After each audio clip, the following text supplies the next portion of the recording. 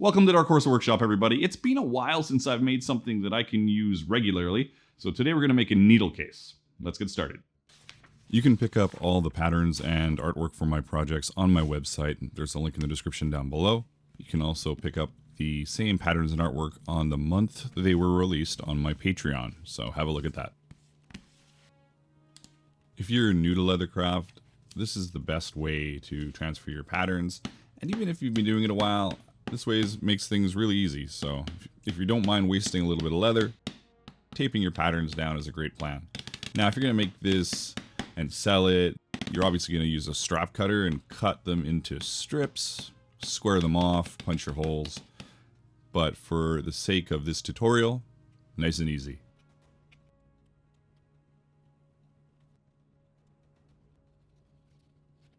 Now the only reason I didn't punch those slots to begin with is because I wasn't sure how wide I wanted my lace to be. If I was going to make these on the regular, or if I had planned ahead a little better, I would have chosen my lace ahead of time. And also that would mean that I could punch the slots and waterform them a bit, because this is vegetable tan, we can waterform it. And that would have helped a little later. Not a huge deal, but just something I thought I'd mention.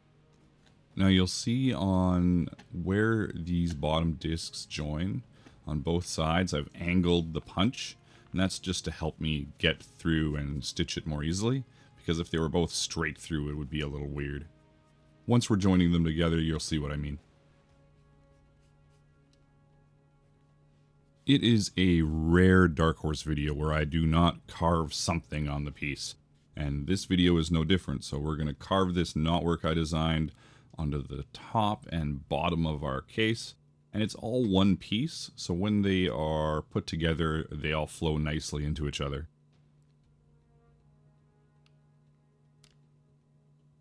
This is definitely some of the smallest knotwork I've done.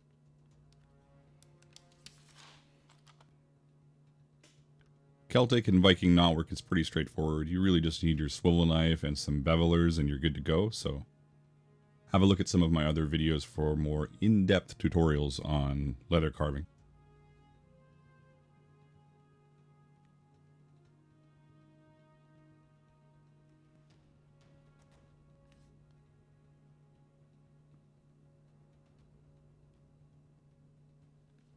Now that those lines are all cut, we just have to bevel every side of every line.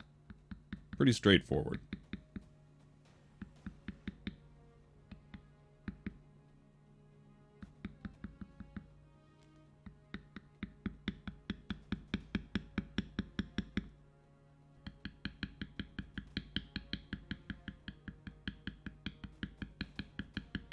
Make sure you check out the description of this video for links to the tools and supplies that I used in this video, as well as some of my favorite tools from other projects.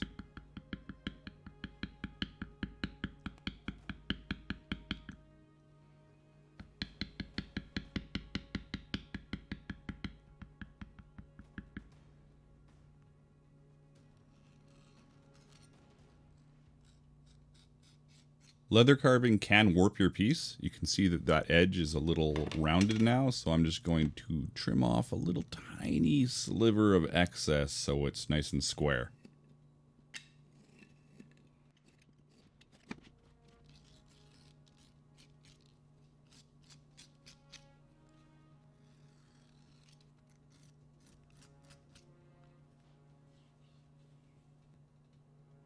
Painting with dyes can be a little tedious, but because this project is so small, it actually didn't take me long to get all the painting done.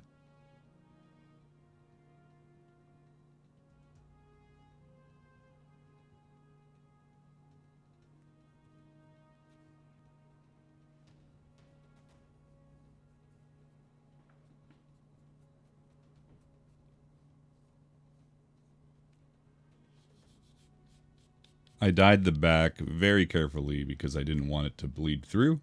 It did bleed through a little tiny bit, but it cleared up, so everything's fine. Now I'm just going to decorate this inside tube with a couple of lines and a Celtic knot.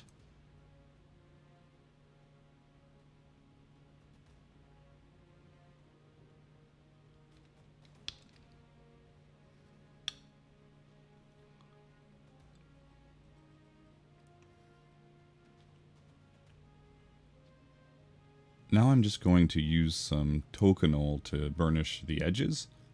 Usually when you're burnishing edges, you're rounding the whole edge, but because I want the caps to be flush, I'm only burnishing and rounding one side of that edge, like the top and one side. Hopefully that makes sense to you guys. So it's like half rounded. And obviously on the inside tube, we're burnishing and rounding the whole edge.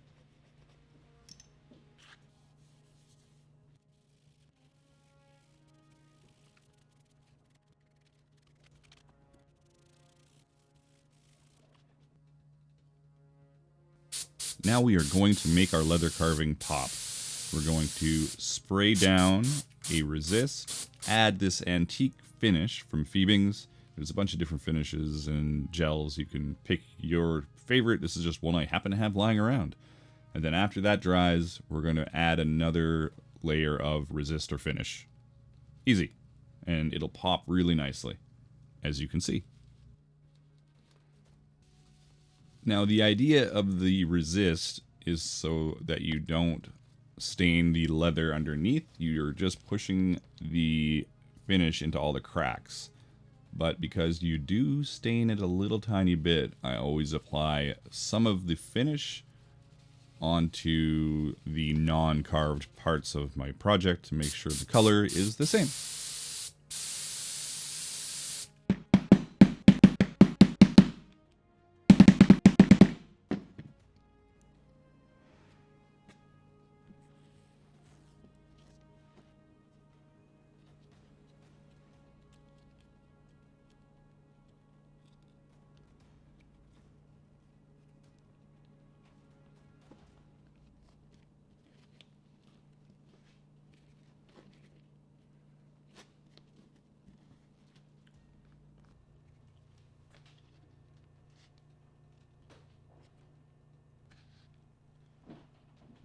This is a box stitch.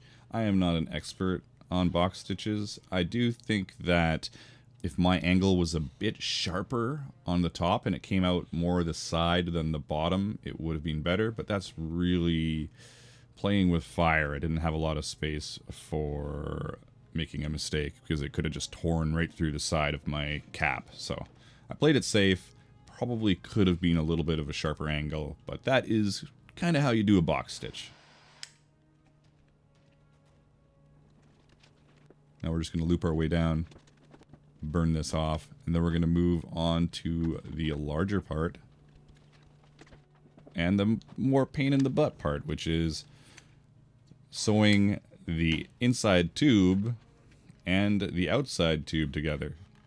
Now we're starting one stitch up from the bottom.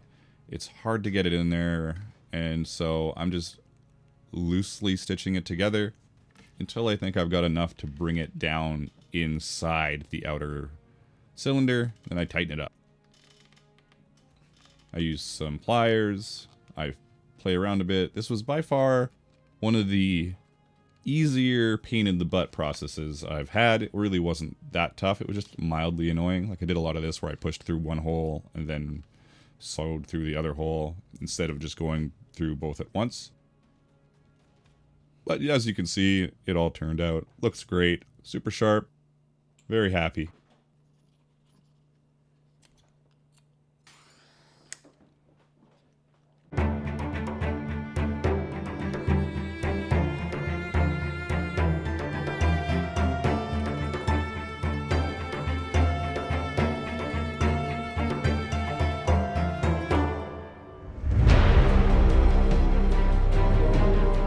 I'm going to throw another video right up here for you guys if you enjoyed this one. Make sure you hit the like button if you did, subscribe for future videos, hit that notification bell so you don't miss any of my content, and until next time, keep on being creative in whatever it is you do.